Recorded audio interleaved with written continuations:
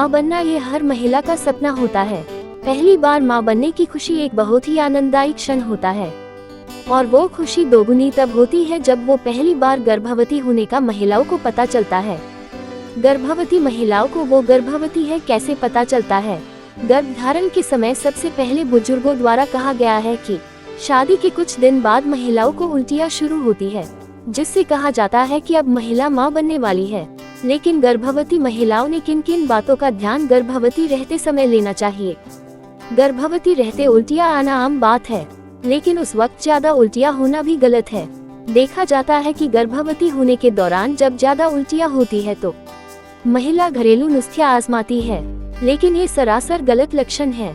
जब भी ज्यादा उल्टियाँ होती है तो शरीर में कमजोरी के लक्षण आना, भूख न लगना, उल्टियाँ होते समय चक्कर आना, उल्टियाँ होते वक्त सिर्फ पानी की उल्टियाँ होना और भी कई लक्षण देखे जा सकते हैं। लेकिन आज हाइपरमेसिस ग्रेविडेरम डे पर हमारे साथ सुप्रसिद्ध स्त्री रोग विशेषज्ञ डॉक्टर दिव्या देवानी असुदानी है, जिन्होंने गर्भवती होने के दौरान किस किस बातों का ध्यान रखना चाहिए, किस तरह का उपचार और किस तरह का विशेषज्ञ से परामर्श लेना चाहिए और किन बातों का ख्याल रखना चाहिए, इन बातों को अपने शब्दों में बताया है और डॉक्टर दिव्या देवानी असुदानी से मिलकर परामर्श लेना है तो उनके लाइफ केयर पॉलीक्लिनिक जरीपटका स्थित है, जहां आप परामर्श ले सकते हैं। तो मिलते हैं डॉक्टर दिव्या देवानी असुदानी से। मैडम नमस्कार। नमस्ते मैडम, आज हम आपसे जानना चाहेंगे हाइपरमेसिस ग्रेविडेरम के बारे में। मैडम, सबसे पहले आप बताइए अपना नाम और आप कितने वर्षों से महिला विशेषज्ञ हो, कितने वर्षों से इलाज कर रहे हैं? मेरा नाम डॉक्टर दिव्या देवानी आसुदानी है। मैं नागपुर में ऑब्स्टेट्रिशियन और गायनेकोलॉजिस्ट हूँ। मेरा प्रैक्टिस जरीपटका में मेनली बेस्ड है और यहाँ पे मेरा अपना क्लिनिकल सेटअप है। प्रेगनेंसी से रिलेटेड, कंसेप्शन से रिलेटेड, इनफर्टिलिटी से रिलेटेड या फिर बुजुर्ग औरतों में जो पीरियड का प्रॉब्लम है उनसे रिलेटेड, अनमैरिड लड़कियों में पीसीओएस रिलेटेड या पीरियड प्रॉब्लम्स रिलेटेड, वो सारी चीजें हम यहाँ देखते हैं। मैडम, हाइपरमेसिस ग्रेविडेरम क्या होता है? हाइपरएमेसिस ग्रेविडेरम, हाइपर मतलब ज्यादा, एमेसिस मतलब उल्टी, ग्रेविडेरम मतलब प्रेगनेंसी। तो ऐसी उल्टियां जिसमें प्रेगनेंसी में बहुत ज्यादा तकलीफ हो। जनरली प्रेगनेंसी में उल्टी होना नॉर्मल बात है, बट इतनी उल्टी होना कि उससे हम काम नहीं कर सके, हमको वीकनेस कंटिन्यूस लगती रहे, अपना वजन प्रेगनेंसी में बिल्कुल बढ़े नहीं या बच्चे की ग्रोथ नहीं हो रही हो, और ऐसी कोई भी इतनी उल्टियां जो हमारे पूरे इलेक्ट्रोलाइट इम्बैलेंस क्रिएट कर दे या फिर डिहाइड्रेशन क्रिएट कर दे, उसको हम कहते हैं हाइपरएमेसिस ग्रेविडेरम। बात की जाए इसके कारणों की, तो किस कारणों से होते हैं? हाइपरएमेसिस जनरली फर्स्ट प्रेगनेंसी के पहले 3 महीनों में ज्यादा होती है, कुछ कुछ प्रेगनेंसी में आखिरी तक भी रहती है। इसके कारण मेनली एचसीजी करके एक हार्मोन होता है जो प्रेगनेंसी हार्मोन होता है, उसके वजह से ये मेनली इंड्यूस होता है वॉमिटिंग। ऐसी कोई भी प्रेगनेंसी की स्टेज जिसमें एचसीजी हार्मोन ज्यादा सिक्रीट हो, जैसे कि ट्विन प्रेगनेंसी हो गई, ट्रिपलेट प्रेगनेंसी हो गई, एक मोलार प्रेगनेंसी करके होती है, या फिर पहली प्रेगनेंसी में किसी को ऐसी उल्टियों वाली तकलीफ रही है या फिर एसिडिटी की तकलीफ किसी औरतों को पहले से ही ज्यादा है, तो ऐसी औरतें ज्यादा ससेप्टेबल होती है हाइपरएमेसिस के लिए। बात अगर लक्षणों की जाए तो अगर ये होना चालू होगी और किस किस तरीके से होगी, इसके बारे में लक्षण? हाइपरएमेसिस जो है सिर्फ उल्टियों को ही, ज्यादा उल्टियों को कहते हैं। अगर थ्रू आउट नौशिया भी लग रहा है या फिर मतलब उल्टी जैसा लग रहा है या फिर खट्टी डकारें ज्यादा आ रही है या उल्टी जैसी लग रहा है पर निकल नहीं रहा है कुछ, या फिर इतनी उल्टी हो रही है कि कुछ भी पेट में पानी भी नहीं टिक रहा, खाना भी नहीं टिक रहा, उसको हम कहते हैं हाइपरएमेसिस ग्रेविडेरम। उसमें कंटिन्यूसली वीकनेस लगेगी आपको, जितना प्रेगनेंसी में वेट गेन था वो भी और गिरते जाएगा, जितना नॉर्मल वेट था प्रेगनेंसी से पहले वो भी कम होते जाएगा, ग्रोथ ठीक से दिखेगी नहीं। तो ये सारे लक्षण देखे जाते हैं। मैडम, महिलाओं को इससे अगर बचाव करना है, बचना है, तो क्या क्या करना होगा? सबसे पहले तो मैं कहूंगी डॉक्टर के पास जाइए। घर के लोग जनरली कहते हैं कि ये उल्टियां बहुत कॉमन है, घर के बुजुर्ग हैं या कोई और प्रेग्नेंट औरत रही कहती है कि नॉर्मल है, सिर्फ तुझे ऐसा हो रहा है या अगली प्रेगनेंसी में ऐसा नहीं होगा या फिर आने वाली प्रेगनेंसी के टाइम में ये धीरे धीरे ठीक हो जाएगा, पर उनकी बातों पर रिलाय मत कीजिए। सबसे पहले तो अपने डॉक्टर को कंसल्ट कीजिए, क्योंकि बहुत सारे पैरामीटर्स चेक करने होते हैं, जैसे आपकी पल्स वॉल्यूम कैसा है, आपका बीपी कैसा है, आपका यूरिन आउटपुट कैसा है, यूरिन में कीटोन बॉडीज वगैरह है या नहीं, ये सिर्फ आपको एक मेडिकल हेल्थ एडवाइजर ही बता पाएगा, बाकी के लोग नहीं बता पाएंगे।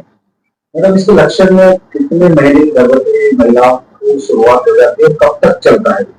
Generally first month of conception से लेके 3-4 महीनों तक सेटल हो जाती है, पर किसी किसी वुमेन में आखिरी तक कंटिन्यूड रहती है। फिर उनको उनके पैरामीटर्स देख के डिसाइड करना चाहिए कि उनको मेडिकल हेल्प ओरल लगेगी या फिर एडमिशन लगेगा, आईवी फ्लूइड्स देने पड़ेंगे या फिर घरगुती इलाज से या फिर कुछ मेडिकेशन ओरल देके वो ठीक हो जाएगा।